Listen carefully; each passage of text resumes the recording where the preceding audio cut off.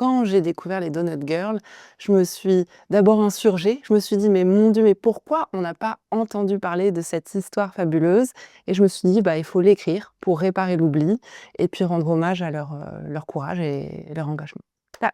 Alors, je m'appelle Lauriane Bordenave, je suis l'autrice de Donut Girl, j'ai 44 ans, je suis médecin de formation, anesthésiste en exercice. Je suis aussi maman de 2 enfants.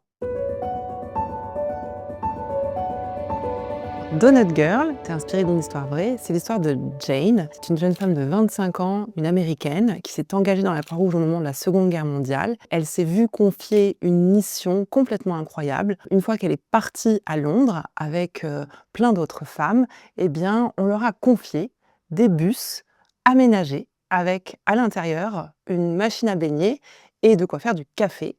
Et elles devaient aller soutenir les troupes sur les bases américaines partout en Angleterre. Elles ont aussi traversé la mer après le débarquement pour rejoindre la France et elles sont allées jusqu'en Allemagne, jusqu'à la victoire.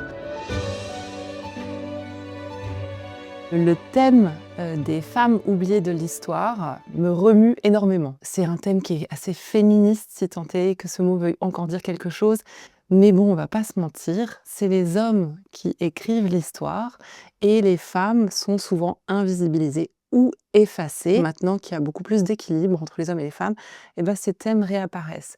J'ai redécouvert quelque chose que je savais déjà, on pourrait appeler de nos jours facteur humain. Pour défendre des grandes causes et pour traverser des épreuves, en fait, on ne peut pas supprimer les femmes, c'est pas possible. C'est-à-dire que la vie, c'est l'équilibre, les hommes, les femmes ensemble, c'est ça qui nous fait tenir.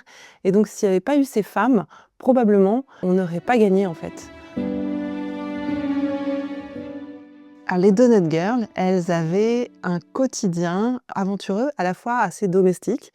Donc en fait, elles avaient un camion avec à l'intérieur une machine à baigner, de quoi faire du café, des cigarettes, des chewing-gums pour les troupes, un tourne-disque. Et donc le chauffeur les emmenait sur les bases. Elles faisaient des distributions de donuts comme un food truck de café. Elles papotaient avec les soldats, elles prenaient des nouvelles.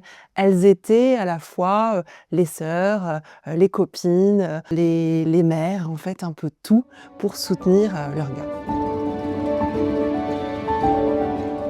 Une fois que j'ai découvert cette histoire, je suis devenue obsédée en fait de ces femmes. Elles ne m'ont plus quittée, donc je me suis replongée surtout au cœur de Londres avant le débarquement. C'était un endroit bouillonnant, il y avait des troupes, pas que américaines d'ailleurs, il y avait des Américains, des Anglais, des Canadiens, des Français libres.